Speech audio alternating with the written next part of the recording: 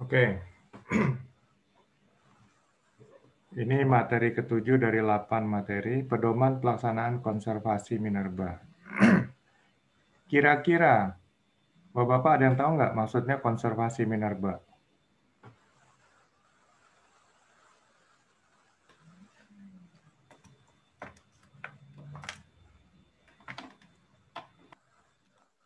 Ada yang tahu?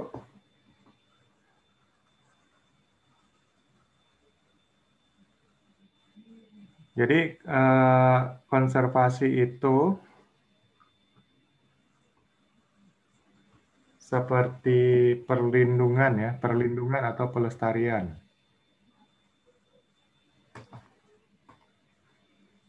Jadi kalau dibilang konservasi alam adalah perlindungan atau pelestarian alam. Nah, itu konservasi.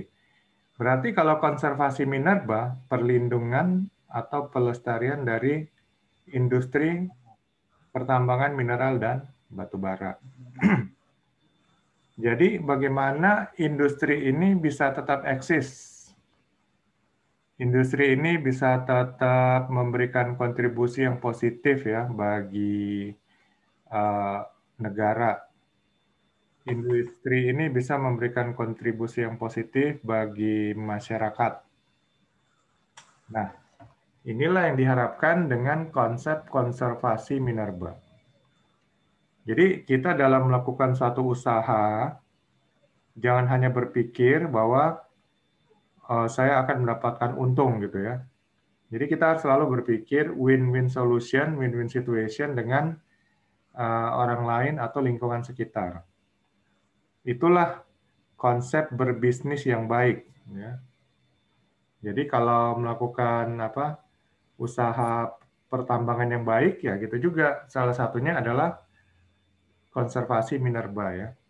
Jadi bagaimana melestarikan bisnis industri minerba ini tetap berjalan ya, tetap memberikan kontribusi yang positif. Itulah yang namanya konservasi minerba. Dan tentunya konservasi minerba ini harus didukung oleh decision maker ya. Jadi pemegang keputusan di level atas. Nah, Bapak-bapak di level media inilah yang memberikan masukan-masukan kepada top manajemen ya. Sehingga top manajemen memiliki data-data yang akurat untuk dapat memberikan keputusan-keputusan ya terkait untuk konservasi minerba.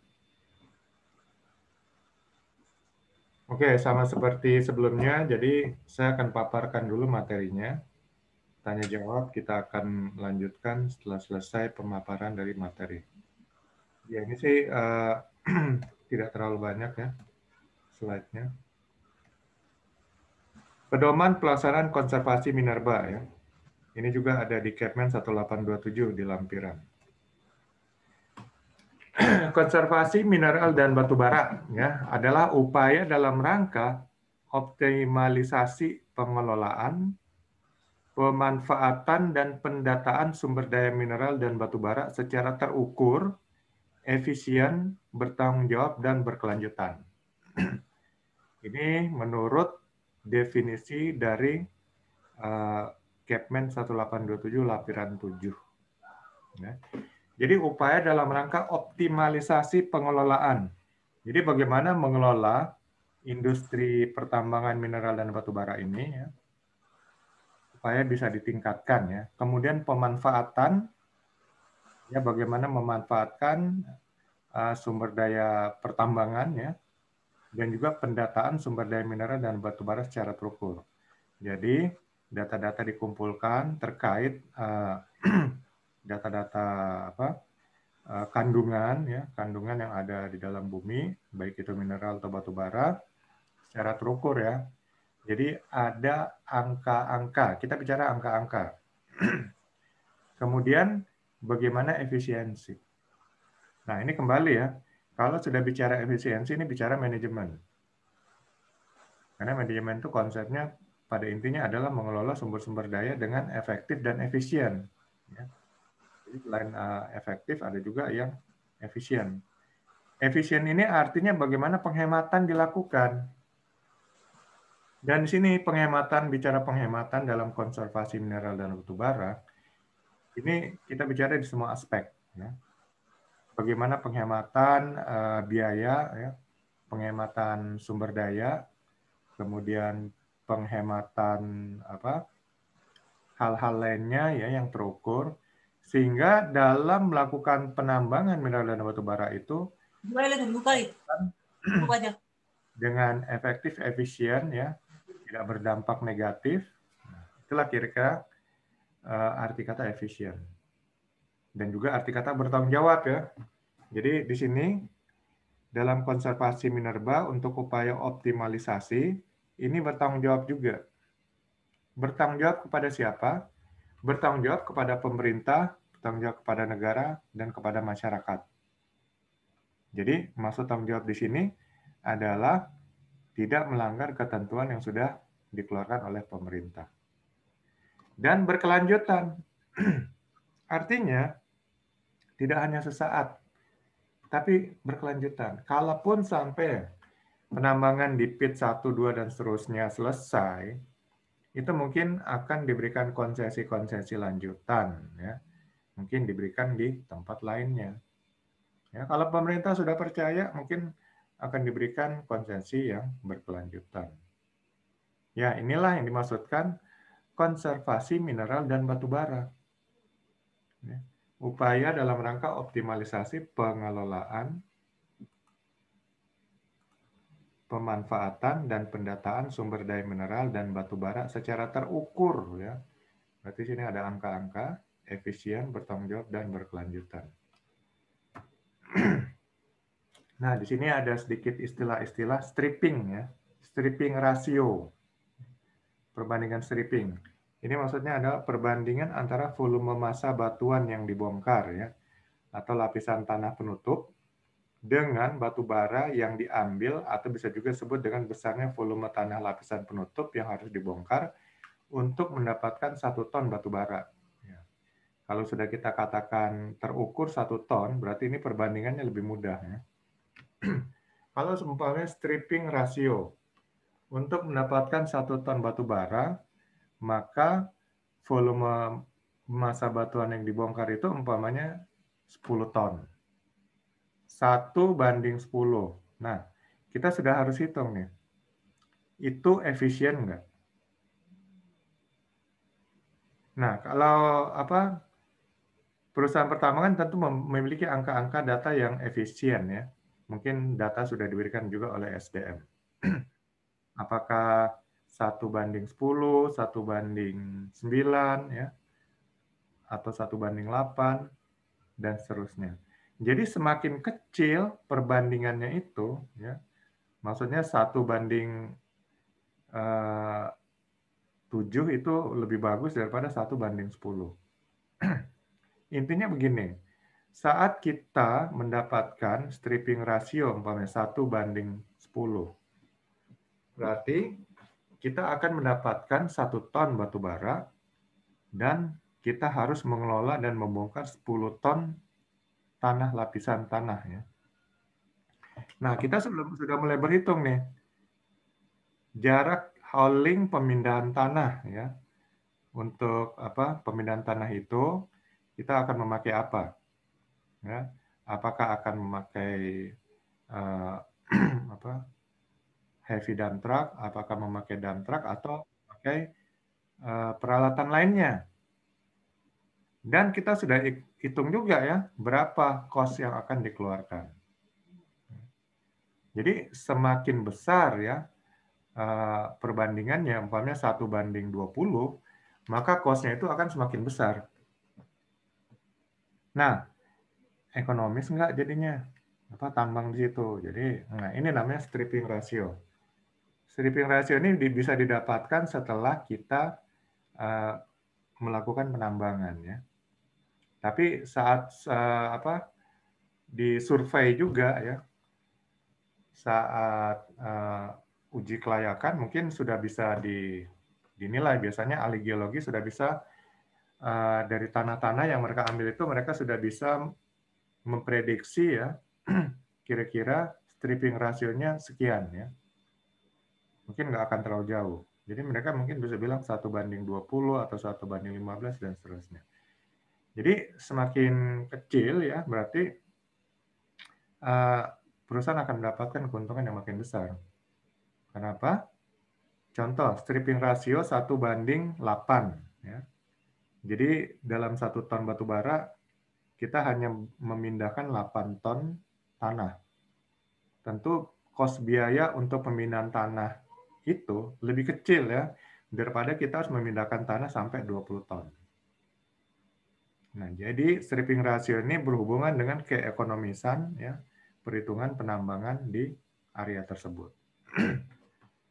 Kemudian cadangan marginal adalah bagian dari cadangan minerba yang berada pada batas keekonomian pada saat penyusunan studi kelayakan, tetapi masih harus mempertimbangkan perubahan faktor teknis dan ekonomi untuk dilakukan perencanaan penambangan sehingga status cadangan dapat kembali menjadi sumber daya.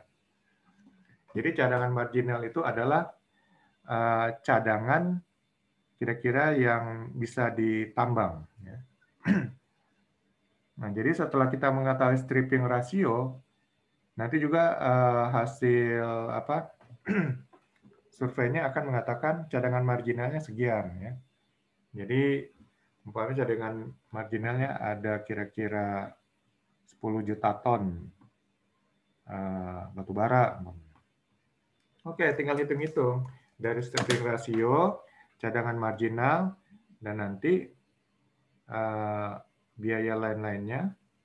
Inilah yang akan menentukan apakah ada nilai keekonomiannya ya, di tambang tersebut. Nah, cuman cadangan marginal ini akan mempertimbangkan perubahan faktor teknis ya. Faktor teknis ini macam-macam ya, mungkin masalah kendala hal-hal teknis ya, mengenai peralatan ya, mengenai tenaga kerja di lapangan ya, terjadi kecelakaan kerja, kerusakan alat dan sebagainya, gangguan dari masyarakat, gangguan lingkungan dan sebagainya. Dan juga faktor teknis dan ekonomi ini juga mungkin regulasi mungkin tiba-tiba berubah ya, dan juga faktor-faktor lainnya ya yang mungkin tidak terduga. Ini akan menjadi pertimbangan untuk memperhitungkan cadangan marginal. Sehingga kalau terjadi hal seperti ini, cadangan marginal akan berubah kembali menjadi status cadangan ya. Kemudian cadangan tidak tertambang adalah cadangan mineral batubara yang direncanakan untuk dilakukan penambangan pada saat penyusunan studi kelayakan. Tetapi pada saat dilakukan kegiatan penambangan terjadi perubahan teknis dan ekonomi sehingga tidak dapat ditambang sehingga status cadangan kembali menjadi sumber daya. Ya ini tadi berhubungan dengan cadangan marginal ya. Akibatnya karena tidak bisa ditambang ya, karena ada faktor teknis dan ekonomi, ini mungkin bisa berupa mungkin dia terlalu jauh ke dalam bumi ya. Sehingga faktor teknis kesulitan untuk menambangnya dan juga keekonomiannya ya, membutuhkan biaya yang besar. Makanya ini kita tidak hitung sebagai cadangan marginal. Akibatnya ini dimasukkan kembali sebagai status cadangan sumber daya. Nah, jadi dalam melakukan penambangan mineral dan batu bara, harus kita hitung ya berbagai faktor, karena kita bukan menambang membabi buta gitu. Kalau menambang hanya harus biayanya lebih gede daripada hasil tambang yang kita ambil dan kita jual, mendingan nggak usah. Ya. Nah, kita harus melihat faktor teknis dan ekonomi ini nanti. Cadangan marginal karena ada perubahan faktor teknis dan ekonomi menjadi cadangan tambang, jadi status cadangan ya, tidak tertambang. Ya, sehingga kalau dari hasil survei ada cadangan marginal umpamanya 80 juta ton. Wah, itu suatu yang luar biasa kan. Tapi cadangan tidak tertambangnya bisa 60 juta ton karena jauh di bawah ya. kalaupun mau ditambang, ya itu harus mungkin pengerukannya sampai kira-kira ratusan meter ke bawah, atau harus pakai konsep tambang bawah tanah. Cost-nya dan risikonya jauh lebih besar. Nah, itu kembali harus diperhitungkan ya. Sehingga kalau dilihat tidak masuk kepada keekonomiannya, ya mendingan yang 70 juta ton itu ya dijadikan status cadangan aja ya. Cadangan tidak tertambang. Berarti cadangan marginalnya hanya 10 juta ton. Konservasi minerba ya, azasnya adalah optimalisasi. Kalau kita bicara optimalisasi, maka optimalisasi itu artinya adalah melakukan sampai batas titik yang tertinggi, ya, optimal.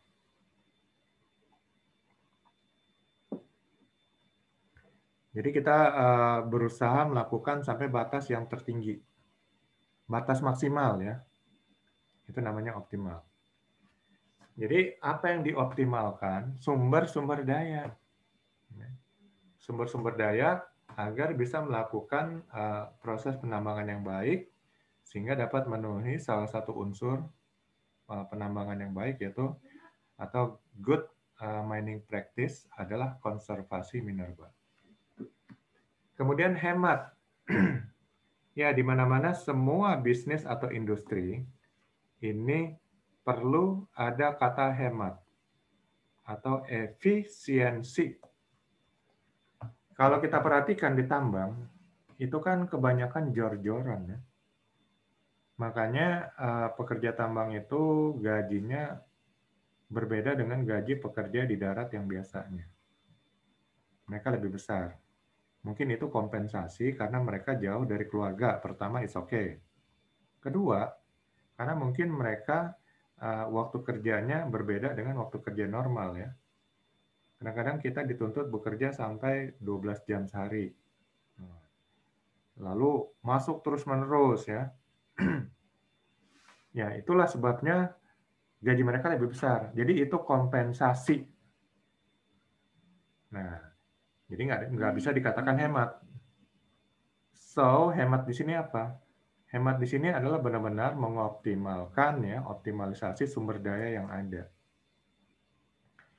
Kalau penambangan itu bisa dilakukan dengan 100 dump truck, ngapain kita sampai beli 200 dump truck? Atau kita memakai kontraktor, 2 kontraktor masing-masing memiliki 100 dump truck. Jadi kembali di sini perhitungannya ya, perhitungan yang harus dibuat. Nah, ini bagian dari konservasi minerba, ya, optimalisasi dan penghematan. Ya. Kemudian berkelanjutan. Jadi jangan sampai di sini, oh sudahlah pit 1 selesai, pit 2 nanti aja. Jadi tidak ya, berkelanjutan terus.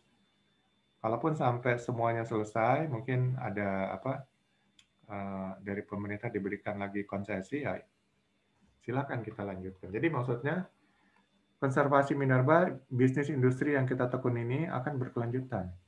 Pertama, kelebihannya adalah kita sudah punya pengalaman. Ya. Dan kedua, kita memiliki peralatan, kontraktor, dan juga mungkin metode yang baik. Gitu. Jadi, harus berkelanjutan. Ya. Itu azas konservasi minerba. Kemudian yang keempat adalah bermanfaat bagi kepentingan rakyat secara luas.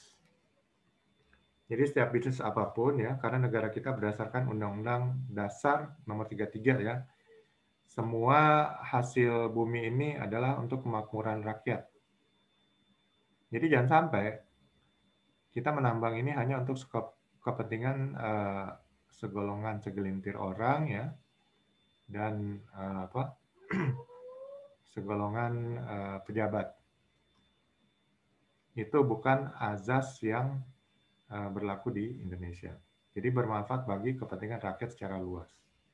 Secara luas di sini maksudnya tidak hanya rakyat di daerah penambangan ya.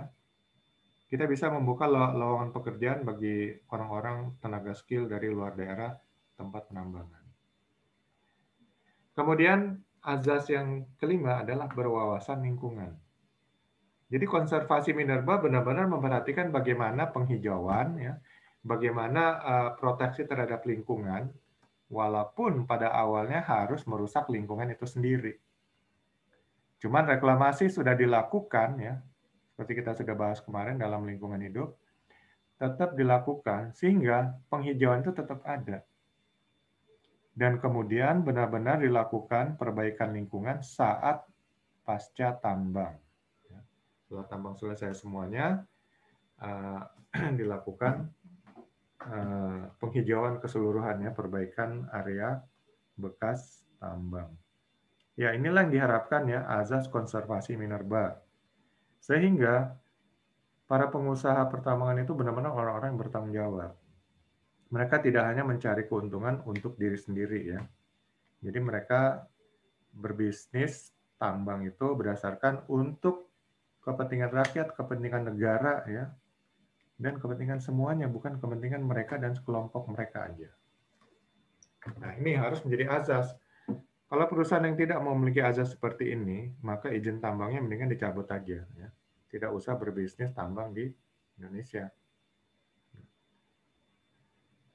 Kemudian konservasi minerba itu bertujuan ya untuk mengupayakan terwujudnya pemanfaatan bahan galian secara bijaksana dan optimal. Ya. Jadi bahan galian ya baik batu bara maupun mineral itu diupayakan bijaksana. Artinya ya untuk kepentingan masyarakat banyak, untuk kepentingan negara ya. Tapi untuk kepentingan perusahaan juga ada, jadi seimbang ya. Win-win solution. Dan optimal ya. Jadi benar-benar dapat dirasakan istilahnya. Bukan hanya janji-janji. Kemudian tujuan selanjutnya adalah mencegah pemborosan bahan galian dengan sasaran untuk mensejahterakan masyarakat dan melaksanakan pembangunan yang berkelanjutan. Jadi sini diharapkan CSR-nya juga ya. Jadi masyarakat sekitar itu dapat merasakan kehadiran perusahaan tambang itu adalah berdampak positif bagi kehidupan mereka ya. Ekonomi mereka maju, mereka lebih sejahtera ya. Dan kemudian fasilitas-fasilitas umum dibangun dan sebagainya. Nah, inilah bagian daripada azas ya bermanfaat bagi kepentingan rakyat secara luas ya. Jadi ini masuk kepada tujuan daripada konservasi minerba. Kemudian sasaran konservasi minerba adalah terlaksananya kegiatan pertambangan minerba yang memenuhi prinsip konservasi sumber daya minerba. Jadi prinsip konservasi sumber daya minerba itu adalah ini tadi ya, azasnya. Jadi benar-benar optimal, hemat, berkelanjutan, bermanfaat bagi kepentingan rakyat secara luas, berwawasan lingkungan, dan prinsip-prinsip lainnya mungkin ya. Itu menjadi sasaran konservasi minerba sehingga apa? Industri tambang yang dilakukan ya, aktivitas penambangan itu benar-benar berdampak positif ya bagi keseluruhan, bagi pemerintah, bagi rakyat ya, bagi para pekerja ya, dan juga bagi para pengusahanya. Dasar hukum untuk kaidah pertambangan yang baik ya, atau good mining practice. Ini Permen SDM nomor 26 tahun 2018. Nah, di sini disebutkan ada 6 kaidah teknik pertambangan yang baik. 6 kaidah teknik pertambangan yang baik. Yang pertama, teknis pertambangan ya. Jadi bagaimana hal-hal yang berhubungan dengan teknis ya untuk melakukan penambangan itu dihitung secara optimal ya, dan kemudian dapat melakukan fungsinya dengan efektif. Mesin-mesin ya, instalasi teknis dan sebagainya. Ini semua adalah bagian dari kaidah teknik pertambangan yang baik. Nah, yang kedua inilah konservasi mineral dan batu bara ya. Jadi konservasi minerba ini bagian daripada kaidah teknik pertambangan yang baik. Lalu kaedah pertambangan yang baik yang ketiga adalah keselamatan dan kesehatan kerja pertambangan. Jadi K3 pertambangan. Jadi upaya-upaya untuk membuat karyawan dan para pekerja dan orang lain yang ada di area pertambangan itu dalam kondisi sehat dan selamat ya, sampai mereka keluar dari area pertambangan. Yang keempat, keselamatan operasi pertambangan. Jadi bagaimana operasi pertambangan ya, yang berhubungan dengan hal-hal teknis, instalasi teknis, itu berlangsung dengan aman dan selamat. Ya. Tidak sampai menimbulkan gangguan lingkungan, gangguan bagi masyarakat, ya, apalagi gangguan bagi operasional perusahaan pertambangan. Yang kelima, pengelolaan lingkungan hidup pertambangan, reklamasi, dan pasca tambang, serta pasca operasi. Jadi, pengelolaan lingkungan hidup ya, adalah kaidah teknik pertambangan yang baik nomor 5. Yang keenam, pemanfaatan teknologi, kemampuan rekayasa, rancang bangun, pengembangan, dan penerapan teknologi pertambangan. Jadi sini kaidah teknik pertambangan yang baik yang keenam adalah pemanfaatan teknologi ya. Semua hal yang berhubungan dengan teknis, dengan teknologi, ya mulai dari teknologi digital, ya peralatan teknis, semuanya rancang bangun, ya rekayasa, desain engineering, semuanya itu adalah kaidah teknik pertambangan yang baik nomor 6. Jadi perusahaan pertambangan dalam melakukan aktivitas pertambangan harus memperhatikan 6 kaidah teknik pertambangan yang baik ini. Agar apa? Agar industri pertambangan ini ya pertama menjaga brand image-nya. Jadi jangan sampai industri pertambangan ini banyak terjadi fatality ya. Itu akan menjadi sorotan masyarakat. Kedua, merusak lingkungan ya, akan jadi sorotan LSM. Ya, kemudian teknologinya tidak mumpuni ya, akan menjadi sorotan dari pemerintah. Nah, ini semua mata bisa tertuju ke situ ya. Jadi dengan menerapkan kaidah teknik pertambangan yang baik, maka perusahaan melakukan aktivitas pertambangannya ini dapat nilai yang positif lah ya, baik dari masyarakat ya, dari LSM maupun dari pemerintah, sehingga dapat melaksanakan aktivitas pertambangan dengan tanpa gangguan ya, melainkan disupport penuh oleh masyarakat, LSM dan pemerintah. Kemudian tata kelola pengusahaan pertambangan ya. Tadi kaidah teknik pertambangan yang baik. Sekarang tata kelolanya ya. Ini dimulai dari pemasaran.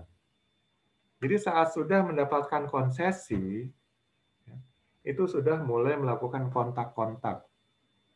Ya, karena batu bara ini bukan pisang goreng ya, bukan ciki atau permen gula-gula yang mudah dipasarkan di warung-warung. Tapi ini berhubungan mungkin dengan industri-industri besar ya, berhubungan dengan mungkin negara-negara lain yang membutuhkan produk minerba ini. Jadi pemasarannya bukanlah pemasaran biasa. Maka saat sudah dapat izin konsesi ya, izin usaha pertambangan, itu sudah harus cari marketnya dulu. Yaitu bagian dari tata kelola pengusahaan pertambangan. Kemudian bagaimana mengelola keuangannya nanti ya. Harus mampu mengelola keuangan. Di sini manajemen keuangan yang sangat penting. Karena apa? Karena akan bicara pekerja yang banyak, pekerja massal. Akan bicara mungkin memakai kontraktor-kontraktor dengan pekerjanya mungkin 2-3 kali lipat dari pekerja perusahaan pertambangan itu sendiri. Jadi bagaimana pengelolaan keuangannya itu ya mungkin sekarang sudah banyak ya aplikasi-aplikasi canggih yang bisa digunakan. Sehingga dengan aplikasi canggih itu pengawasan keuangan dapat diawasi dengan mudah ya oleh pemilik maupun oleh top manajemen. Sehingga akan memperkecil terjadinya penyelewengan yang keuangan. Terutama mengenai kewajiban perusahaan bagi hasil dengan negara. Ya. Jadi nanti ada mungkin sistem bagi hasil, ya, ada sistem pajak. Nah, pajak juga mungkin ada PPN-nya, ada pajak penghasilan, ya. Itu semua sudah harus dikelola dengan baik, ya, tata kelola keuangan yang baik, sehingga perusahaan akan tetap berkelanjutan, ya, akan tetap eksis. Dan yang ketiga adalah pengelolaan data. Bagaimana data-data dikelola sehingga data-data ini tidak akan hilang, tidak akan dimanipulasi. Karena kita bicara sekarang semuanya serba online. Jadi nanti data-data akan terhubung kepada pemerintah, ya, data keuangan, perpajakan, ya, data hasil pengolahan, sehingga semuanya terpantau. Jadi nggak bisa sekarang main-main manipulasi data, menipu pemerintah, itu akan ketahuan, ya, dan mungkin akan sanksi yang tegas, ya. Jadi kalau umpamanya penjualan 5 juta ton sehari, ya nggak boleh disunat, ya. Sunat ya untuk menghindari memperkecil pola bagi hasil maupun pajak, PPN dan sebagainya. Karena kalau ketahuan ya mungkin penjara itu. Ini penjara adalah direktur dan juga direkturnya, ya, penanggung jawab hukumnya. Jadi direktur di sini ya benar-benar harus hati-hati. Kemudian pemanfaatan barang, jasa, dan teknologi. Jadi di sini bagaimana barang-barang yang dibeli, ya, baik itu dalam produk barang fisik atau jasa, ya, dan juga teknologi yang dibeli, ini semua benar-benar dimanfaatkan secara optimal. Lalu yang kelima, pengembangan tenaga kerja teknis pertambangan. Ya, tenaga kerja teknis, ya, mungkin di bagian listrik, bagian mekanik, ya, kemudian bagian engineering, ya. Semuanya itu merupakan pendukung sumber-sumber daya yang utama lah, ya, termasuk bagian utama untuk berlangsungnya kegiatan aktivitas pertambangan. Jadi bagaimana mulai dari perekrutan, ya, kemudian pembinaan pada para tenaga kerja ini, dan juga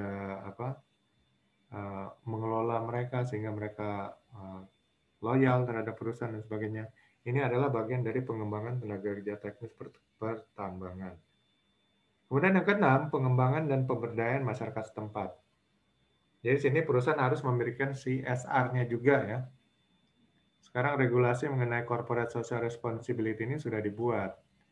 Jadi sisihkan sekian persen sesuai dengan regulasi, ya, dari ke profit dari perusahaan itu untuk pengembangan pemberdayaan masyarakat setempat.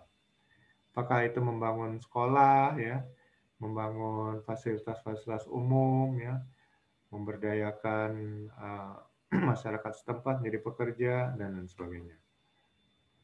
Dan yang ketujuh, kegiatan lain di bidang usaha pertambangan yang menyangkut kepentingan umum. Ya. Jadi mungkin ada kegiatan-kegiatan lain, ya. Nah, bisa jadi perusahaan pertambangan membuat pembangkit listrik lalu dibagikan kepada desa-desa setempat dan sebagainya, ya.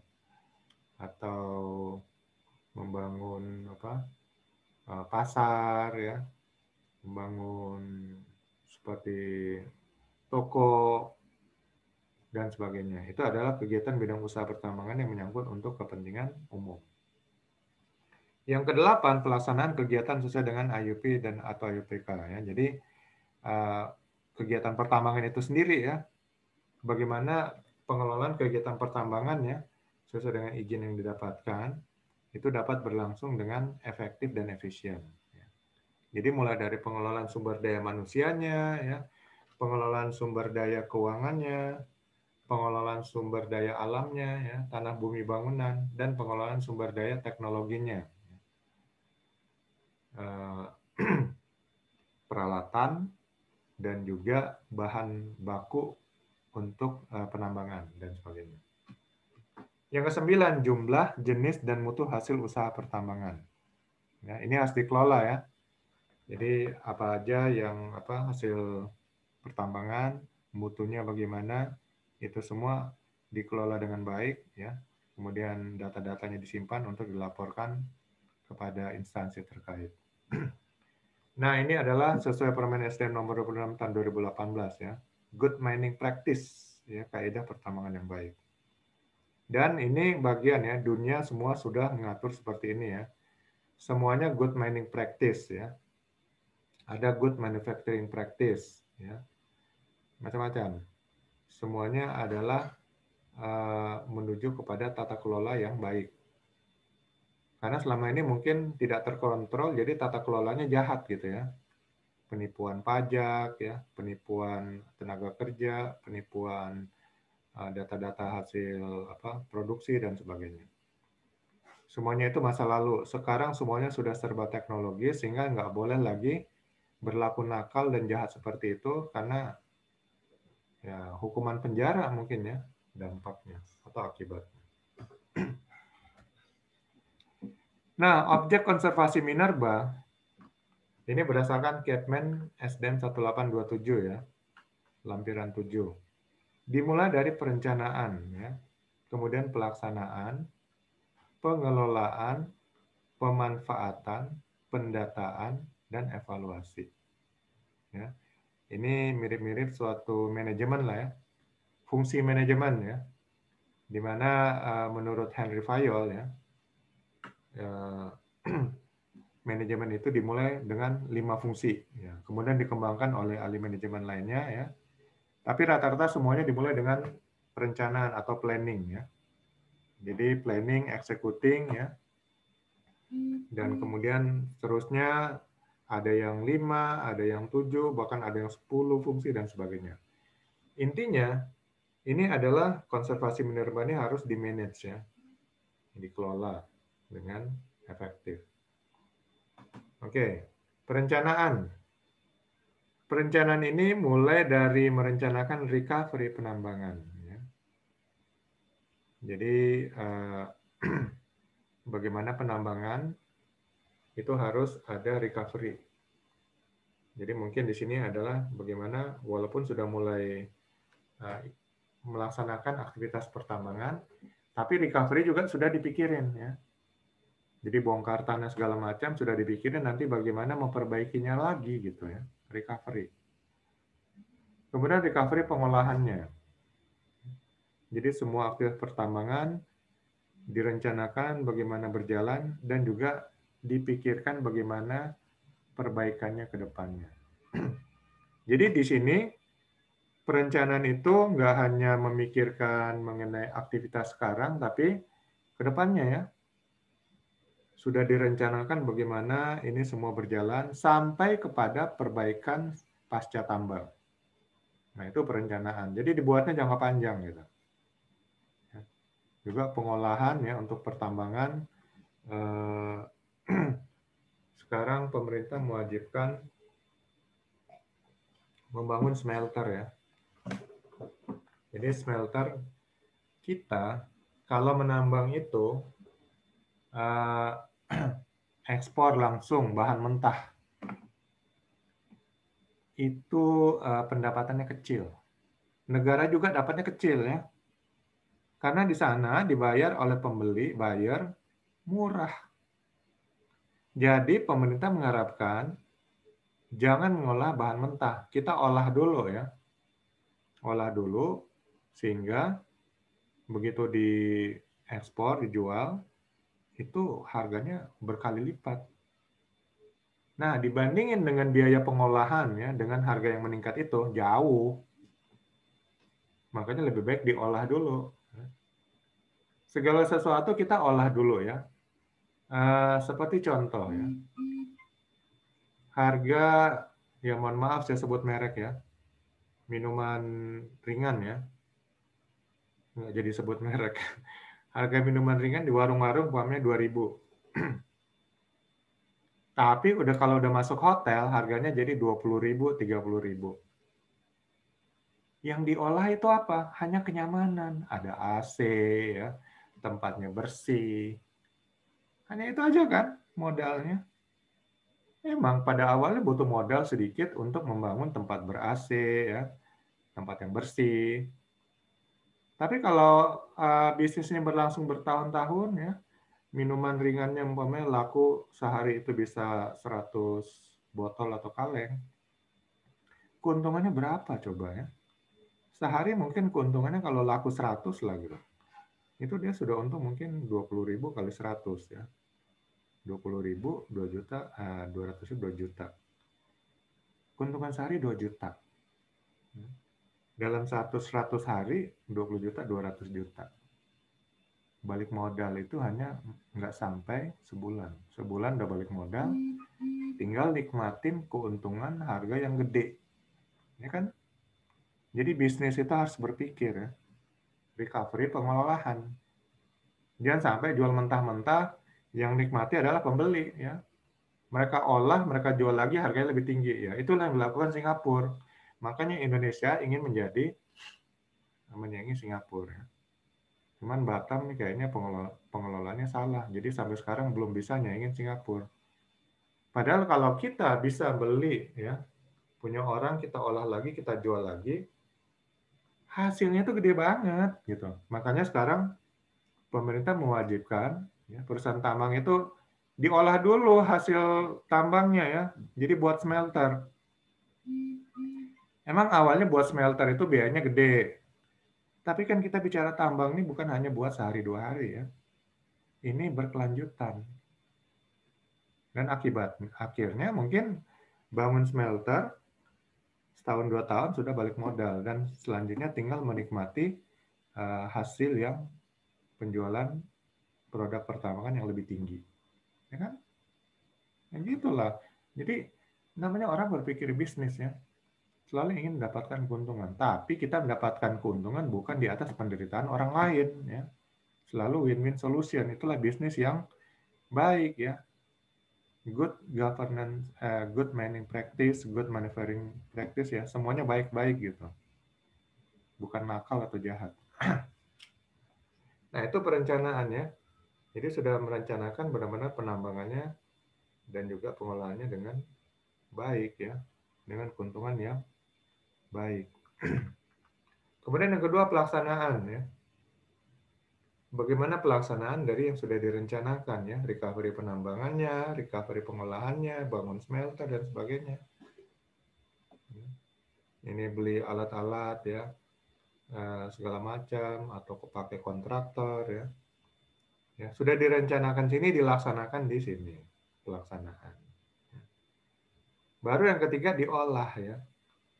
Di sini bagaimana ya waktu pengolahan batu bara kualitas rendah ya, mineral kadar rendah, mineral ikutan, sisa hasil pengolahan dan pemurnian, cadangan marginal, ini semua bisa diolah sehingga bisa menghasilkan bisnis yang lebih baik juga gitu ya. Jadi jangan berpikir wah hanya cari gampangnya aja ya. Cari gampangnya, untung kecil sudah senang. Kita sama-sama lah cari untung besar, kita perusahaan untung gede, pemerintah juga bisa mendapatkan untung gede ya dari pajak yang kita bayarkan, dari bagian hasil kita berikan. Gitu. Dan akhirnya setelah pengolahan bagaimana pemanfaatannya ya, sehingga batu bara kualitas rendah ini dapat memiliki nilai juga yang cukup tinggi ya. Hasil penjualannya dapat kita nikmati ya. Bagaimana kita memanfaatkan mineral kadar rendah, mineral ikutan atau cadangan marginal. Ya, semuanya itu adalah bagaimana kita mengelola dan memanfaatkannya sehingga walaupun ya yang kita tambang itu batu bara kualitas rendah, ini dapat juga menjadi memberikan hasil yang baik. Mungkin kita bisa bikin batu bara yang dijual secara ketengan gitu kan, untuk dipakai untuk keperluan apa kayak untuk orang yang sedang di hutan atau apa. Jadi banyak sebenarnya. Kemudian batu bara juga sekarang udah digunakan untuk odol ya, untuk sebagian obat-obatan, kosmetik. Ya ini, jadi pikirin pemanfaatannya itu ya, sehingga benar-benar walaupun batu bara kualitas rendah, tapi bisa dimanfaatkan ke industri lain dan harganya jadi jauh lebih besar. Nah, ini namanya pemanfaatan. Dan kemudian pendataan ya. Cadangan-cadangan yang tidak tertambang bagaimana nih? Cari perusahaan kerjasama, mungkin mereka punya teknologi yang bisa dimanfaatkan sehingga cadangan tidak tertambang itu pun bisa kita manfaatkan dan ada hasilnya. Juga sama dengan sisa hasil pengolahan atau pemurnian. Ya, itulah namanya optimalisasi ya, optimalisasi recovery penambangan dan pengolahan ya. Itu melaksanakan penambangan sesuai perencanaan pada studi kelayakan untuk memperoleh recovery penambangan dan recovery pengolahan yang optimal ya. Setinggi-tingginya, optimal. Kalau nilai maksimalnya masih di atas, ngapain kita ngambil yang di bawah gitu. Optimal. Pak Mario. Ya. Pak, izin Pak ya. Mau izin live soalnya mau kerja Pak jam Oh ya, 2. ya, silakan Pak. Nanti ada rekaman gitu. Saya sama Joshua Pak ya. Oke, siap Pak. Makasih Pak. Sama-sama. Ya, jadi recovery penambangan adalah angka yang menunjukkan perbandingan antara produksi penambangan dengan jumlah cadangan pada periode tertentu dinyatakan dalam persen. Jadi kita sudah lihat bahwa yang bisa diproduksi ya, bisa ditambang itu berapa, ya, cadangannya berapa, presentasinya seperti apa. Ini nanti akan dimasukkan ke dalam recovery penambangan. Nah, recovery penambangan itu yang optimal itu untuk tambang terbuka itu bisa sampai 90%. Ya. Untuk tambang batu bara bawah tanah bisa 70%. Untuk tambang biji bawah tanah 70%. Tambang kapal keruk dan kapal isap 90%. Tambang semprot 80%. Jadi tambang semprot ini mungkin jarang kita dengar ya. Tambang semprot itu teknologi atau cara ya untuk menambang itu dengan memakai air ya, kayak water cannon gitu ya. Jadi dengan penyiraman air berkekuatan tinggi, maka lapisan-lapisan tanahnya itu keluar sehingga kita bisa mendapatkan tambangnya ya, apakah batu bara atau mineral. Itu tambang semprot. Dan optimalisasinya bisa 80%. Jadi yang tinggi sini adalah tambang terbuka ya, karena memang lebih mudah, dan juga tambang kapal keruk dan kapal isap.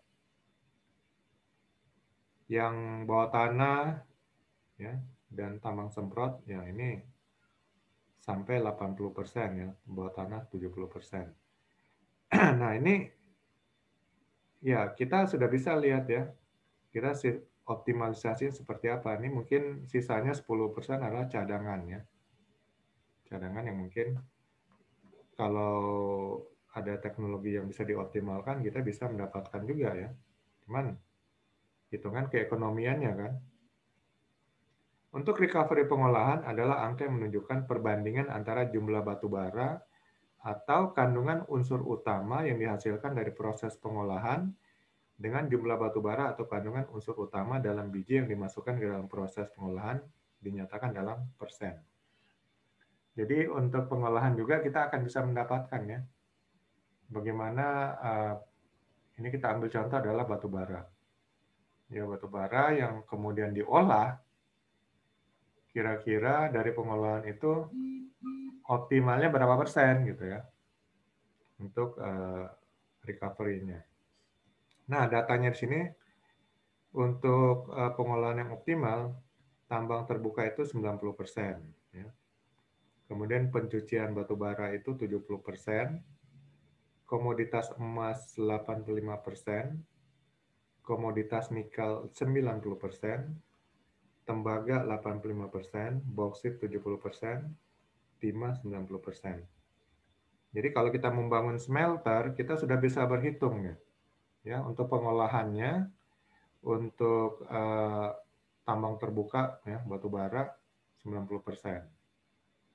Jadi 10%-nya itu mungkin adalah hasil pengolahannya yang mungkin tidak bisa diikut untuk dijual gitu ya. Kemudian pencucian batu bara ya, yang konsep dengan pencucian ini malah lebih rendah ya. Jadi hasilnya hanya dapat kira-kira 70% dari hasil pengolahannya. Emas yang diolah ini bisa dapat 85%. Nikel 90, tembaga 85, bauksit ya, ini rendah 70, timah 90. Jadi nanti saat smelter pun ya, saat kita olah pun itu nggak akan ini paling maksimal nih angka recovery-nya seperti ini.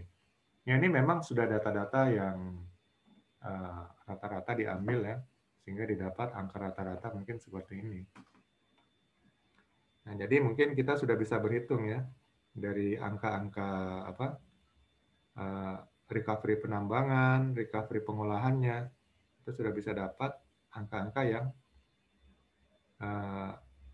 rata-rata probabilitasnya itu sudah hampir pasti lah gitu.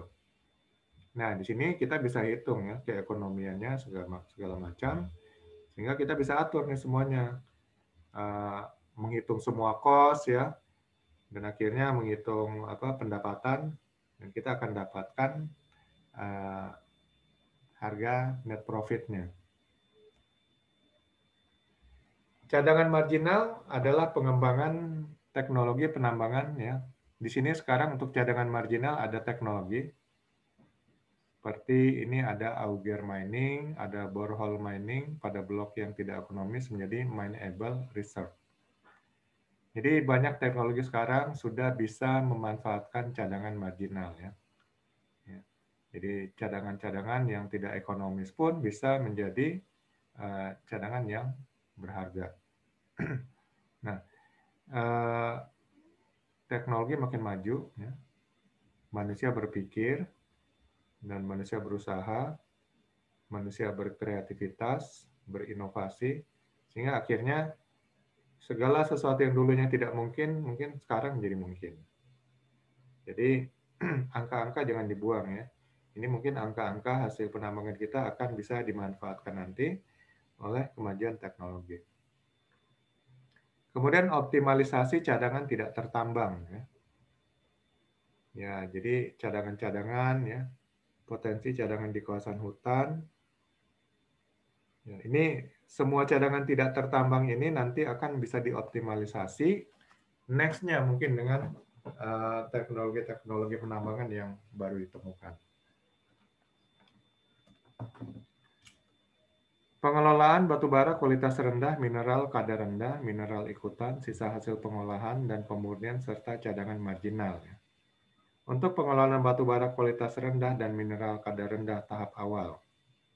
Di sini pendataan sebaran keterdapatan batubara kualitas rendah dan mineral kadar rendah, yaitu nama lokasi dan dimensinya. Kemudian upaya optimalisasi pengelolaan batubara kualitas rendah dan mineral kadar rendah dalam kriteria penetapan cadangan pada penyusunan studi kelayakan. Jadi data-data tetap kita simpan ya untuk batubara kualitas rendah. Juga kalau memang bisa kita kelola ya untuk kepentingan industri yang lain, bukan hanya untuk kita manfaatkan industri untuk energi batubara, karena batubara juga sekarang banyak ya. Saya lihat di pasta gigi juga ada pasta gigi untuk ya dengan batubara. Karena batubara itu dapat membunuh kuman katanya. Ya, mungkin hasil penelitian ya. Jadi sehingga bisa dimanfaatkan untuk membersihkan gigi, habis sikat gigi bersih dari kuman ya. Bisa kan? Ya, itu dari satu pasta gigi. Di dunia ini ada 8 miliar manusia. Kalau 10%-nya aja make odol batubara, pasti 85 miliar manusia harus sikat gigi setiap hari ya. Mungkin sehari 2 kali. Ya. Jadi 10% aja. 10% berarti 800 juta. 800 juta pakai odol batubara. Itu sebulan habis. Ya. Berapa coba yang kita bisa pikirkan ke kebutuhan batu bara dari industri ini? Itu baru dari pasta gigi. Belum dari kosmetik kecantikan, sekarang udah pakai batu bara juga dan sebagainya. Jadi ini namanya optimalisasi ya. Bagaimana kita optimalisasi pengelolaan batu bara walaupun kualitas rendah ya, sehingga akan memiliki kadar keekonomian yang tinggi juga. Semuanya berdasarkan studi kelayakan nanti kita akan buat ya untuk optimalisasinya. Pengelolaan kualitas batu bara kualitas rendah dan mineral kadar rendah telah tertambang ya, pendataan tonase dan kualitas batu bara serta pendataan tonase tipe dan kadarnya, penempatan khusus dengan penimbunan stockpile sesuai kualitas dan kadarnya, dan upaya pengendalian terjadinya penurunan tonase dan kualitas kadar. Jadi semuanya tetap kita kelola ya, data-datanya tetap kita simpan ya, semua batu bara maupun mineral yang kadar rendah. Pengelolaan dan pemanfaatan batu bara kualitas rendah ya. Ini dengan cara peningkatan mutu batu bara, coal upgrading. Jadi mungkin ada teknologi baru lagi bagaimana coal upgrading kita bisa meningkatkan mutu batu bara ya dari yang kualitasnya rendah. Kemudian juga pembuatan briket batu bara, coal briquetting. Jadi macam-macam bisa dimanfaatkan.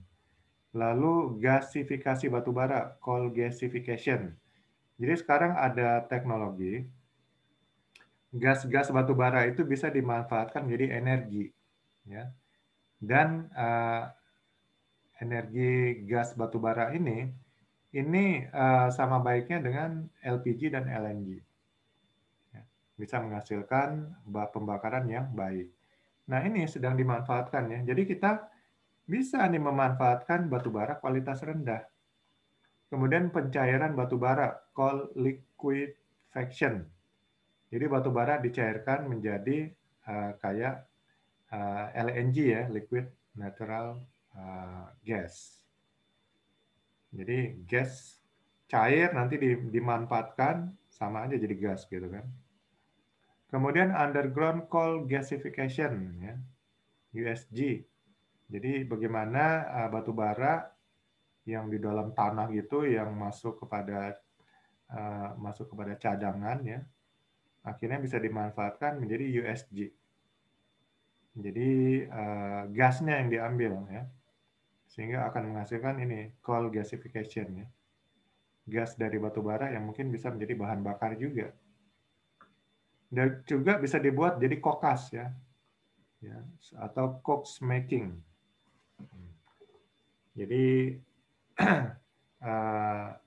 lalu bisa dibuat jadi coal slurry, coal water mixture dan sebagainya. Jadi banyak pemanfaatan batu bara kualitas rendah.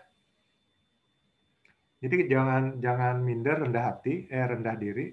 Kalau ternyata hasil penambangannya batu bara kualitas rendah, ambil manfaatkan kelola itu ya, buat good mining practices, kemudian manfaatkan teknologi sehingga batu bara kualitas rendah itu pun bisa menjadi sesuatu yang bernilai ekonomi tinggi. Untuk mineral, ini ada nilai tambah mineral ya, pembangunan fasilitas pengolahan dan pemurnian mineral atau smelter dalam rangka hilirisasi untuk kemakmuran rakyat. Jadi mineral kualitas rendah pun ini bisa ditingkatkan kualitasnya dengan smelter ya, sehingga hasilnya menjadi lebih baik dan akan bisa dijual dengan harga tinggi. Mineral ikutan nikel yang memiliki potensi tinggi untuk dimanfaatkan adalah pemilihan teknologi yang tepat dalam upaya mendapatkan mineral utama dan mineral ikutan dengan recovery pengolahan yang optimal. Jadi mineral pun bisa ditingkatkan ya nilai keekonomiannya ya dengan teknologi yang tepat. Oke, itu semua konservasi minerba. Ya, diharapkan dengan melakukan konservasi minerba, maka pelaksanaannya bisa dilaksanakan dengan baik, good mining practice, bisa meningkatkan hasil tambangnya, bisa memberikan keuntungan kepada masyarakat setempat, kepada bangsa, kepada negara, ya, pada pemerintah, dan pada seluruh masyarakat pada umumnya. Sampai sini silakan kalau ada yang ingin bertanya. Ya, silakan, Pak Srudi. Terima kasih Pak Mario. Saya ke ini aja, recovery penambangan dan pengolahan. Recovery penambangan yang kita inginkan sebenarnya itu kan yang di slide-nya Bapak yang data-data itu kan data rata-rata. Yang selama ini kan banyak recovery penambangan di bawah rata-rata itu. Kadang sampai 50% itu ada. Nah, yang mungkin yang perlu jadi PR pemerintah itu bagaimana recovery penambangan itu ditetapkan dengan nilai yang tertentu. Misalnya 70% lah recovery penambangan. Minimal sekali. Ya, minimal sekali recovery penambangan sekitar situ. Nah, kemudian pengolahan juga demikian. Pengolahan itu banyak yang 50%, 60%. Kalau heap leaching mineral itu kalau gold minggil gold dengan silver biasanya rata-rata 70 kalau heap leaching. Kalau dia yang pakai tangki tong leach CL itu biasanya sekitar 90 ke atas. Untuk yang skala besar, tapi yang skala kecil rata-rata kecil juga, kadang di bawah 50-70% recovery-nya. Nah, seharusnya yang kita inginkan juga di sini bagaimana pemerintah itu harus menetapkan, jangan dilepas begitu saja. Jadi terserah perusahaan yang mengelola penambangan, pengolahan dan penambangan ya terserah dia mau mengolah recovery-nya kayak apa, ya kan? Ya. Nah, itu yang jadi permasalahan juga. Ya itu yang ini seharusnya ya mungkin dari pihak SDM harus bikin suatu aturan yang demikian. Tapi ya memang banyak faktor juga harus diperhitungkan, Bang. Jadi jangan sampai kita bikin aturan justru akan memberatkan para pengusaha pertambangan. Akibatnya tambang ini menjadi suatu industri yang nggak menarik gitu, karena terlalu banyak persyaratan sehingga hilang keekonomiannya. Jadi untuk good mining practice ini memang tidak diatur secara detail, hanya diatur secara global. Kalau diatur secara detail mungkin bisa. Nah, kalau usul Pak Hasaruddin tadi, kalau diatur secara detail, is oke. Cuman kita melihat dampaknya seperti apa. Apakah positif atau negatif. Kalau memang positif ya diatur. Kan pemerintah juga memang mikirnya ke situ. Kalau yang diatur itu adalah sesuatu yang bisa win-win situation.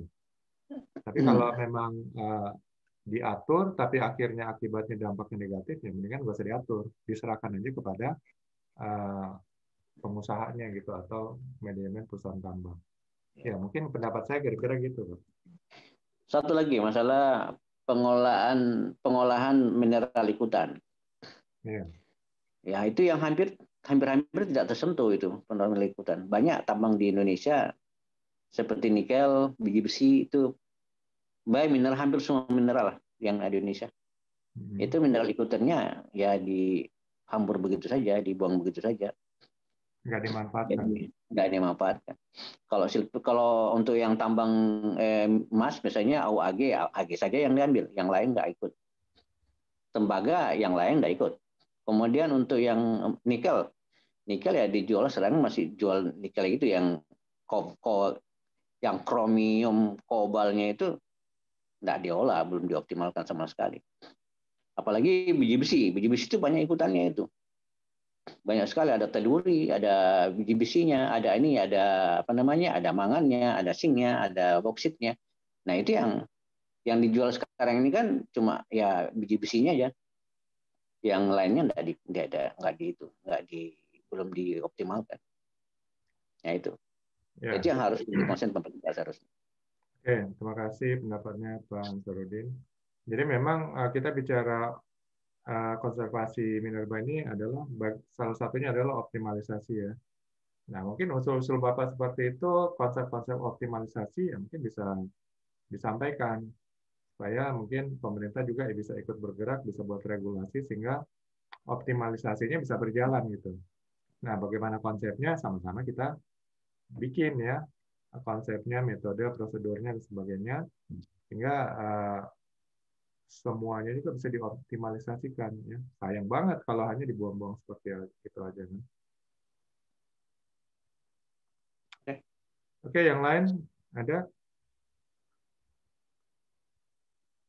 Kalau ada, kita lanjut ke materi yang ke-8 yang terakhir, kebijakan pengawasan pertambangan.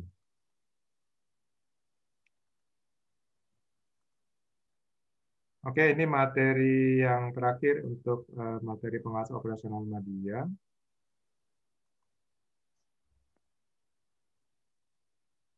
Kebijakan pengawasan pertambangan. Jadi kalau kita bicara kebijakan, kebijakan itu adalah arah strategis ya, arah strategis. Jadi kalau suatu organisasi atau perusahaan yang buat kebijakan itu berarti di tingkat top management gitu. Kalau untuk corporate ya, mungkin di per departemen juga dari perusahaan itu ada buat kebijakan. Nah, jadi kebijakannya hanya berlaku di seluruh departemen itu.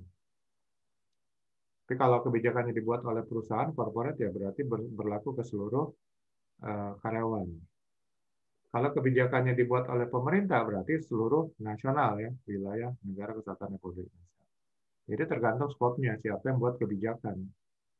Kalau kebijakannya dibuat oleh pimpinan perusahaan ya berlaku kepada seluruh anggota perusahaan.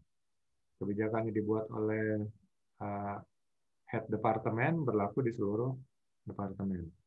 Namun intinya kebijakan atau aturan itu tidak bertentangan dengan kebijakan atau aturan yang ada di atasnya. Ya, itu hierarki peraturan perundang-undangan. Kalau bertentangan ya batal demi hukum. Nah, di sini kita bicara mengenai pengawasan pertambangan. Ya, Bapak-Bapak nanti adalah pengawas pertambangan.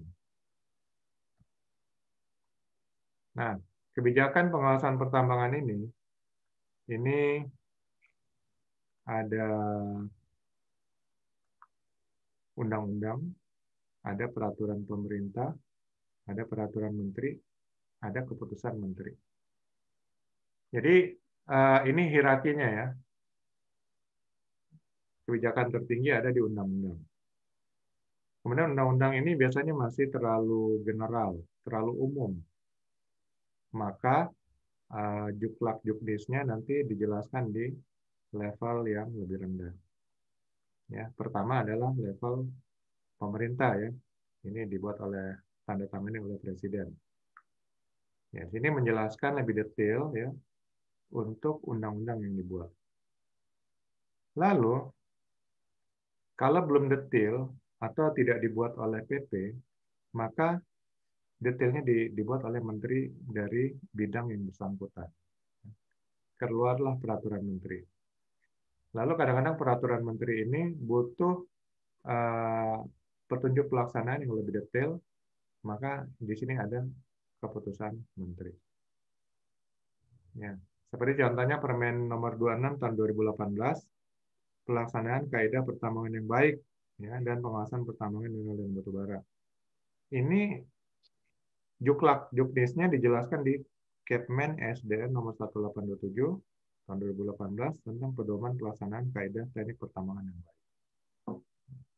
Jadi sini lebih detail ya, ada 7 atau 8 lampiran dengan penjelasan yang lebih akurat, lebih detail untuk menjelaskan tentang permen ini, dan permen ini menjelaskan tentang Undang-Undang Minerba. Ya, Undang-Undang nomor 4 tahun 2009 tentang Minerba. Sekarang ada undang-undang terbaru. Sebenarnya saya bilang bukan terbaru, tapi menambah undang-undang ini ya, dan mengganti sebagian yang sudah tidak relevan.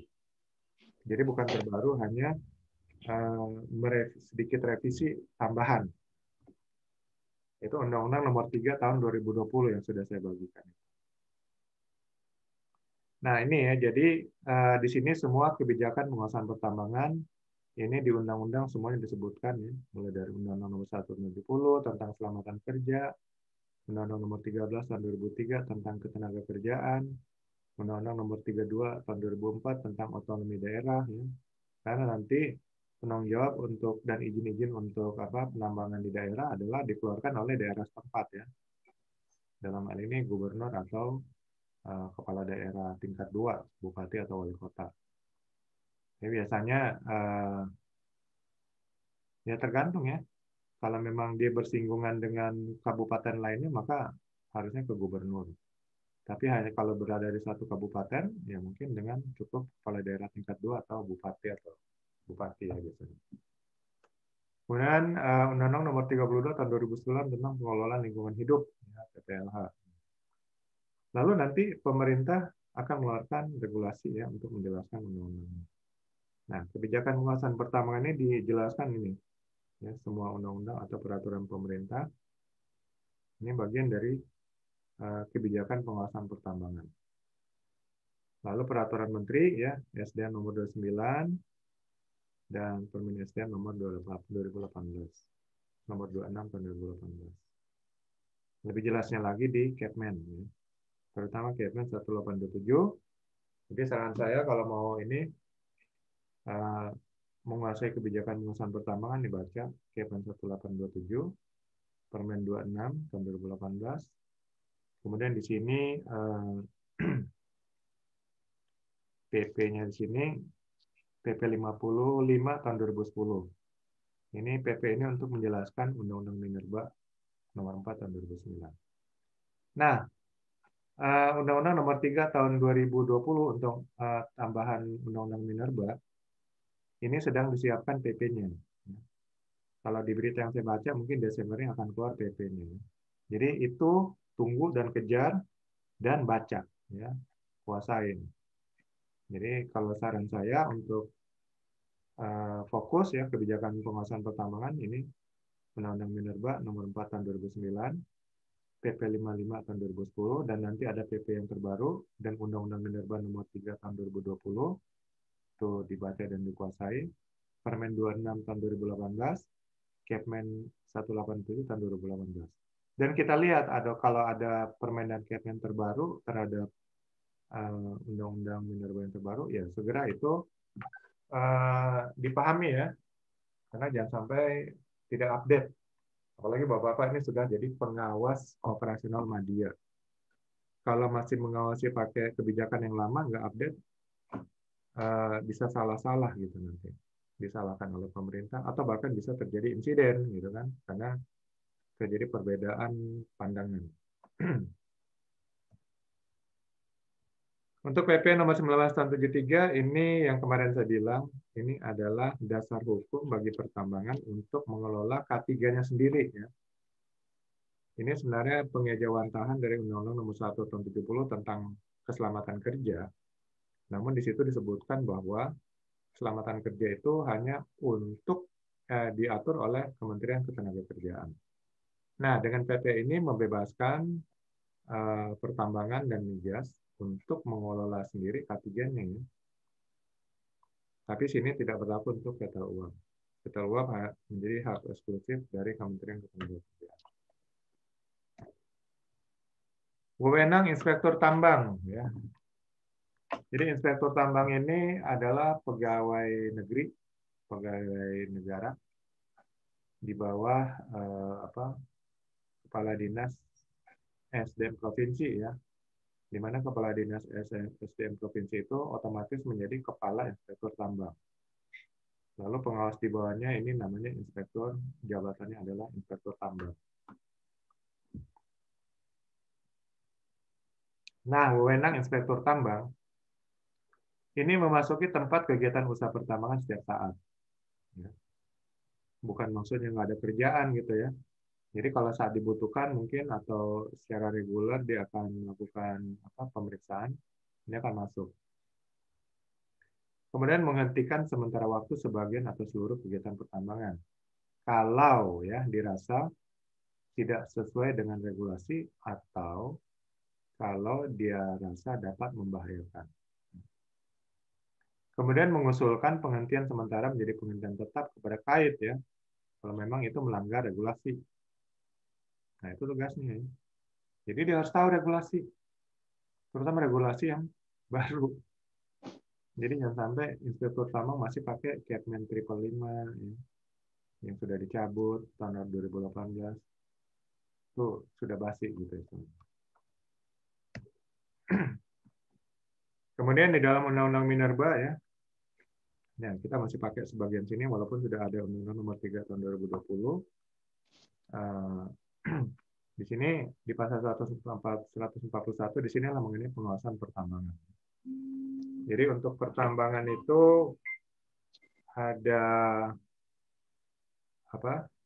Keselamatan operasional pertambangan, ada K3 pertambangan, kemudian ada teknis pertambangan, ada pengelolaan lingkungan hidup, reklamasi dan pasca tambang, ada konservasi sumber daya mineral, dan ada sumber daya mineral dan batu bara, ada penguasaan, pengembangan, dan penerapan teknologi. Jadi di sini objek pengawasannya 6 hal ini ya. Yang ini juga merupakan bagian daripada good mining practices. Saya ingat-ingatnya good manufacturing practices karena sering ngajar ini apa? Food safety ya. Kalau food safety ini GMP ini good manufacturing practices. Ya, jadi ini ya. 6 hal ini yang diawasi. K3 pertambangan orangnya ya, sehat dan selamat. Keselamatan operasional pertambangan ya, peralatan dan instalasi teknisnya ya, apakah di maintain ya, kemudian di operasionalkan dengan benar. Ini kalau nggak benar ya udah langsung hentikan atau beri peringatan. Teknis pertambangan, hal-hal berhubungan teknis ya, engineering, teknis untuk pengelolaan lingkungan, teknis untuk untuk produksi pertambangan dan sebagainya. Ini semua teknis pertambangan. Ini dikelola ya. Kalau ada yang tidak sesuai GMP, good mining practices ya, ini diberi peringatan atau dihentikan. Kemudian pengelolaan lingkungan ya, ini juga berdasarkan regulasi-regulasi yang ada, harus tahu regulasi. Ya, kalau tidak sesuai regulasi, ya membahayakan lingkungan, segera dihentikan, atau diberi peringatan. Kemudian konservasi sumber daya minerba yang sudah kita bicarakan tadi. Itu semua bagaimana supaya industri minerba ini tetap berlangsung, tetap mendapatkan optimalisasi yang baik. Ini juga bisa kasih masukan-masukan ya, pengawas. Sesuai regulasi juga. Dan kemudian penguasaan, pengembangan, dan penerapan teknologi. Ya. Berarti pengawas harus belajar teknologi juga supaya bisa mengawasi gitu ya. Nah, inilah bagian pengawasan ya menurut Undang-Undang Minerba Nomor 4 Tahun 2009 Pasal 141. Ya, kemudian pengawasan pertambangan ini adalah di sini ada KTT dan pengawas teknik dan lingkungan ya, tenaga teknis. Ini melakukan pengujian dan kompetensi. Dan juga nanti di sini ada pengawas operasional. Ya.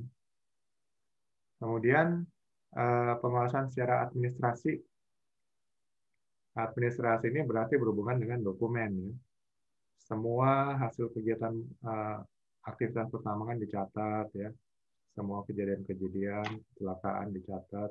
Nanti mungkin ada laporan kecelakaan dan sebagainya. Ini bagian yang diawasi untuk pengawasan administrasi. Kemudian untuk pengawasan operasional, ini ada inspeksi keselamatan, ya. Jadi disinilah tugas utama daripada pengawas operasional pertama, madya, dan utama. Ya. Jadi berhubungan dengan keselamatan dan kesehatan dari tenaga kerja.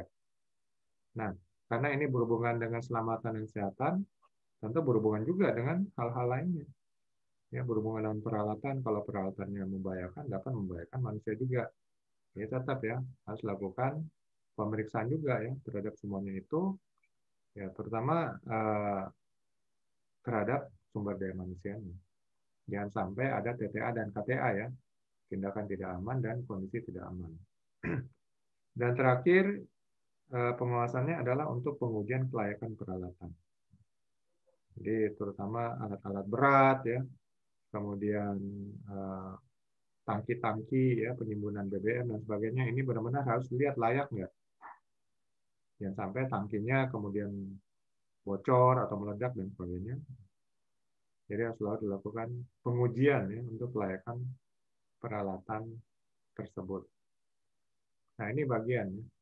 Jadi untuk pengujian kompetensi, pengujian hal tenaga teknis, ya, lalu administrasinya, operasional, dan kelayakan peralatan. Nah, di Undang-Undang Nomor 4 Tahun 2009, ya, Undang-Undang Minerba, ini juga ada pengawasan tadi, pengawasan administratif dan pengawasan operasional. Nah, ini menjadi bagian yang fokus daripada POP, POM, dan POU. Untuk administratif ini berhubungan dengan bahan peledak, bagaimana administrasinya, sudah sesuai prosedur dan sebagainya, karena ini merupakan risiko tinggi.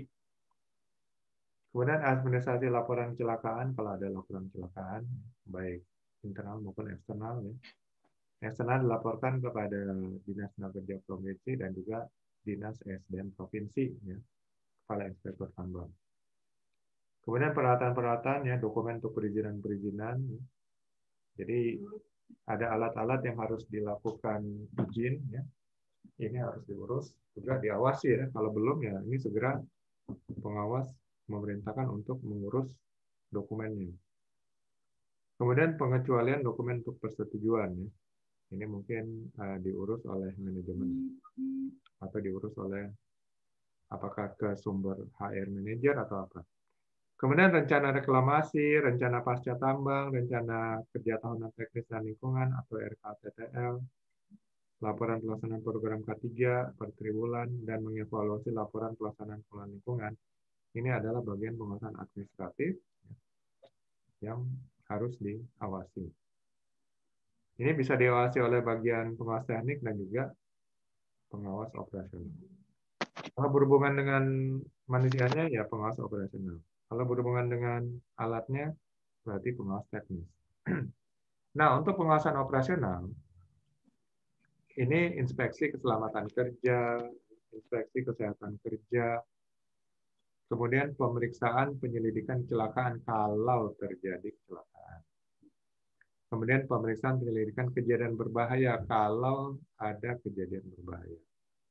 Kemudian pengujian kelayakan sarana dan peralatan, ya.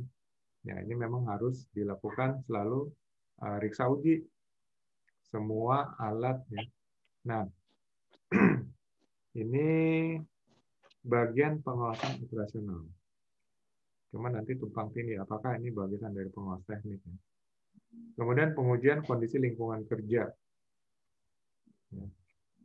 Lingkungan kerja beda dengan lingkungan hidup, ya. Lingkungan kerja berarti lingkungan yang berada di area kerja. Kemudian inspeksi pengelolaan lingkungan pertambangan. Nah, ini lingkungan hidup. Berarti masuk pada area masyarakat sekitar. Ya. Ini juga harus diinspeksi oleh pengawas operasional. Lalu inspeksi penilaian keberhasilan reklamasi pasca tambang. Jadi program reklamasi juga harus menjadi bagian pengawas operasional. Inspeksi kasus lingkungan akibat kegiatan pertambangan ini juga menjadi concern daripada pengawas operasional. Dan inspeksi bencana lingkungan akibat fenomena alam ini juga menjadi concern pengawas operasional. Jadi nanti harus benar-benar dipisahkan, ya. Kalau sesuai regulasi seperti ini, berarti seperti ini, ya, pengujian kelayakan sarana peralatan ini bagian pengawasan operasional, bukan pengawas teknik.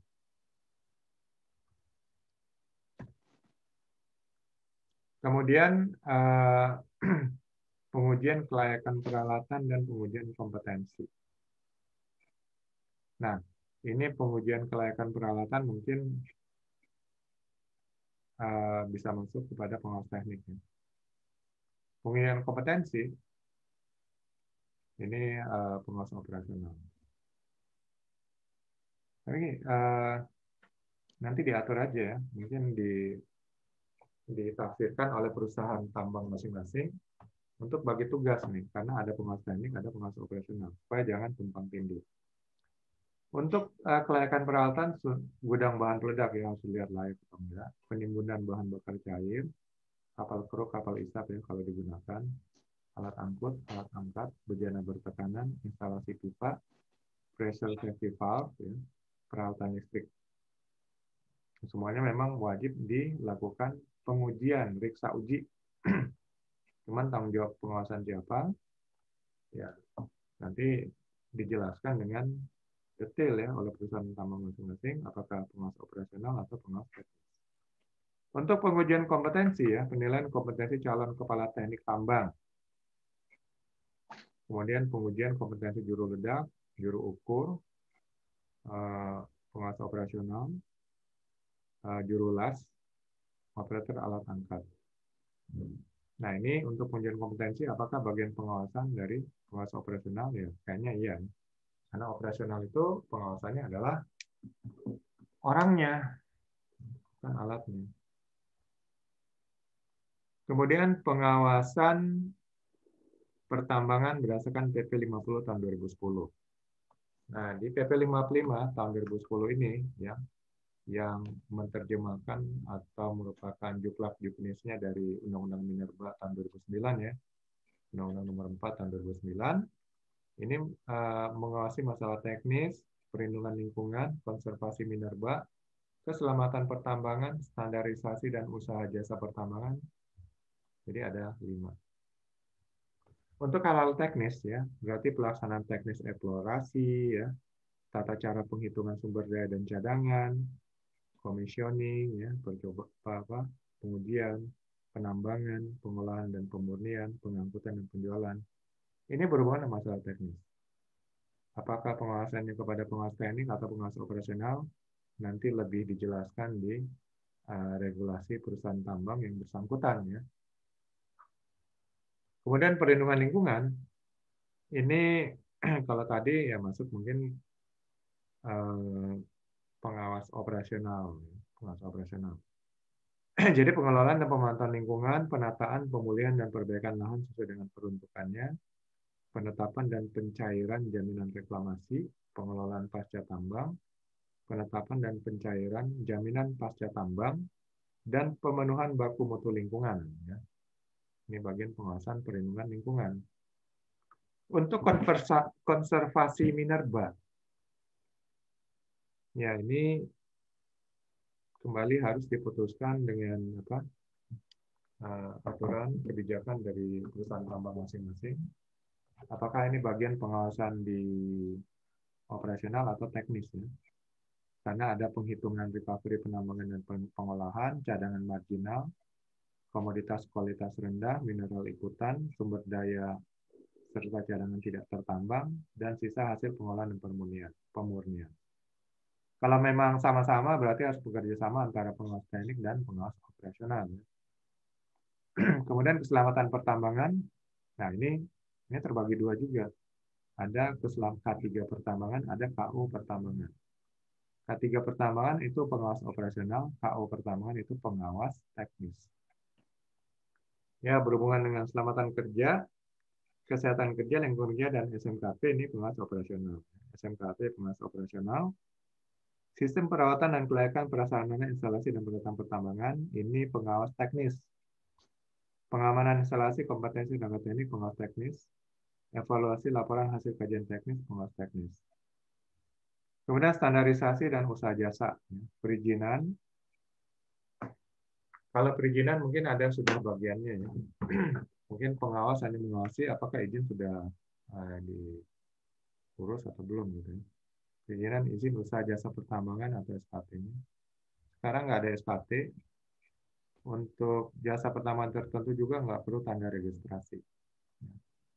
Tapi untuk usaha angkutan, ya, hauling, alat berat segala macam masih butuh tanda registrasi. Kemudian kesesuaian bidang pekerjaan dengan IUJP, izin usaha jasa pertambangan. Kemudian pengawasan terhadap tenaga ahli atau pekerja yang ada di jasa pertambangan. Ini nanti pengawasan juga ya terhadap pengawas operasional dan pengawas teknik yang ada di jasa pertambangan. Ini kalau pengawas dari perusahaan pertambangan ya. Kemudian pengawasan terhadap peralatan yang dimiliki sesuai dengan kontrak jasa pertambangan. Lalu pengawasan secara administratif sesuai laporan triwulan dan kegiatan jasa, serta mengawasi standar-standar ya, standar operating prosedur, standar-standar teknis yang digunakan ya. Ini juga bagian dari pengawasan. Di sini ada penjelasan, ini izin usaha pertambangan eksplorasi, ini produksi. Oh, ini masih tahap eksplorasi. Oke, jadi nanti Bapak sebagai pengawas ya operasional. Ini penjelasan mengenai PP 555 tahun 2010, Undang-Undang Minerba yang lama. Ya. Walaupun sebagian masih dipakai ya Undang-Undang Minerba yang lama. Dan Undang-Undang Minerba yang baru nomor 3 tahun 2020. Ini mungkin nanti akan dikeluarkan PP-nya ya. Nah, nanti pelajari PP-nya ya. Sehingga jelas pengawas apakah ada berubah nih untuk pengawas operasional. Jadi kita harus selalu update nih data regulasi karena namanya pengawas operasional pertambangan itu bekerja berdasarkan regulasi pemerintah. Ya. Ada kemarin sudah kita bahas ya pada hari pertama pagi hari kemarin. Jadi semua bekerja berdasarkan regulasi.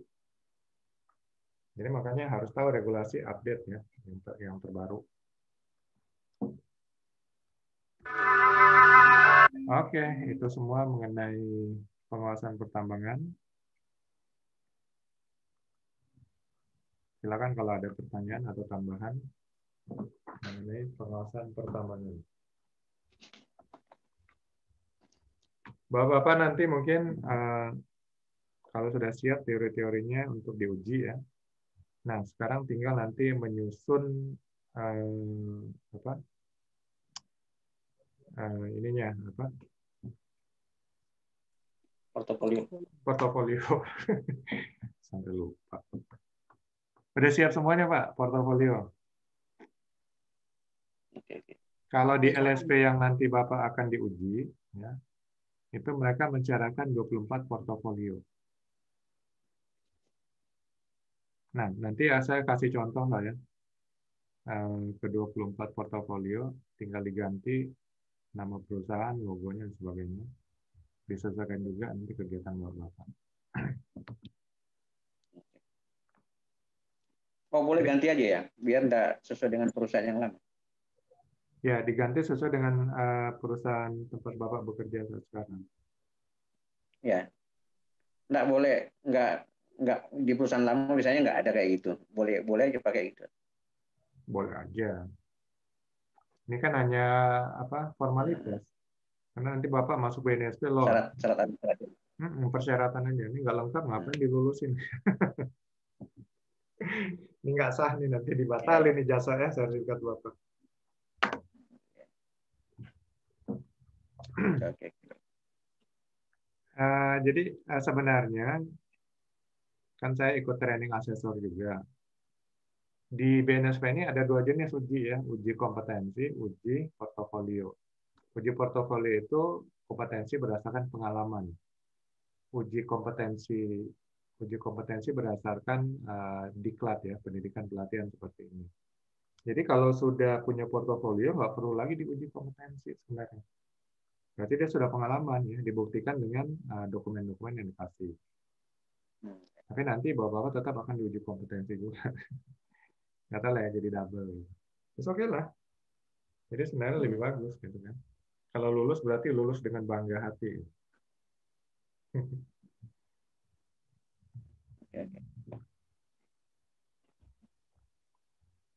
Oke, ada pertanyaan terkait pengawasan pertambangan.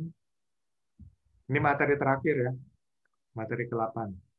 Unit kompetensi yang ke-8.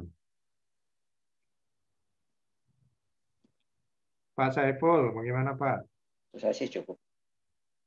Orang Medan, yuk.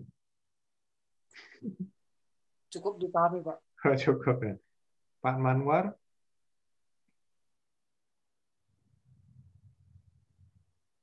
Ya, dipahami Pak, dipahami. Oke. Ya, berarti saya doakan Bapak-bapak langsung lulus semua lah. Nanti kalau nggak lulus, mungkin ada.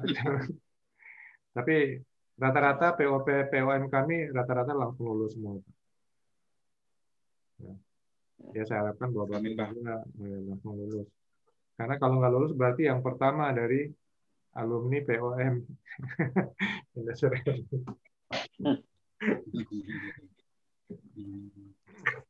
Oke, baiklah Bapak. Terima kasih atas perhatiannya ya sudah hadir.